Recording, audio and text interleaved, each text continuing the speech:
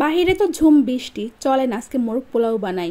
একটি বাটিতে দিচ্ছি 2 চা চামচ আদা বাটা, 2 টেবিল চামচ আদা রসুন বাটা, 1 চা চামচ মরিচ গুঁড়া, 1 চামচ ধনিয়া গুঁড়া, 2 টেবিল চামচ টক দই ও 2 চা চামচ পরিমাণ টমেটো সস দিয়ে দিচ্ছি।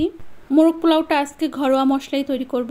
এখন সামান্য একটু পানি দিয়ে সব মশলাগুলো একসাথে ভালোভাবে মিক্স করে নিচ্ছি। মশলাগুলো মিক্স করা হয়ে গেছে, এখন এক সাইডে রেখে দিচ্ছি। এরপর চুলায় একটা হাঁড়ি বসিয়ে দিয়ে দিচ্ছি পরিমাণ মতো সয়াবিন তেল। তেলটা গরম হওয়ার পরে দিচ্ছি 1 কাপ পেঁয়াজ কুচি। পেঁয়াজটা ভালোভাবে ভেজে বেরেস্তা করে নেব। পেঁয়াজটা বেরেস্তা করা হয়ে গেছে, কিছু বেরেস্তা তুলে নিচ্ছি। এখন এর মধ্যে দিচ্ছি আমি দেশি মুরগির মাংসটা আগে থেকে ধুয়ে পরিষ্কার করে রেখেছিলাম। এরপর দিচ্ছি দারুচিনি ও এলাচি।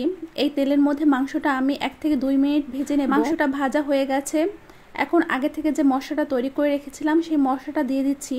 মাংসটা ভালোভাবে কষিয়ে নিয়ে সামান্য একটু পানি দিয়ে ঢাকনা দিয়ে ঢেকে দিচ্ছি। 7 থেকে 8 মিনিট রান্না করে নেব যাতে মাংসটাও সেদ্ধ হয়ে যায়। মাংসটা প্রায় সেদ্ধ হয়ে গেছে, এখন দিচ্ছি 1 কাপ গরুর দুধ। এখন আরো কিছু সময় রান্না করে ঝোলটা একদম শুকিয়ে নিচ্ছি। এখন দিচ্ছি আগে থেকে ধুয়ে রাখা 2 পট পোলাওয়ের চাল। চালটা ভালোভাবে মাংসের ঝোলের মধ্যে ভেজে নিচ্ছি। এখন দিয়ে দিচ্ছি পরিমাণ মতো ফুটন্ত গরম পানি। লবণটা একটু চেক করে নিচ্ছি। ঢাকনা দিয়ে ঢেকে বলক আসা পর্যন্ত অপেক্ষা করছি। বলক চলে এসেছে, পানিটা একদম শুকিয়ে যাওয়ার পরে ঢাকনা দিয়ে ঢেকে চুলাটা বন্ধ করে দমে রেখে দিচ্ছি।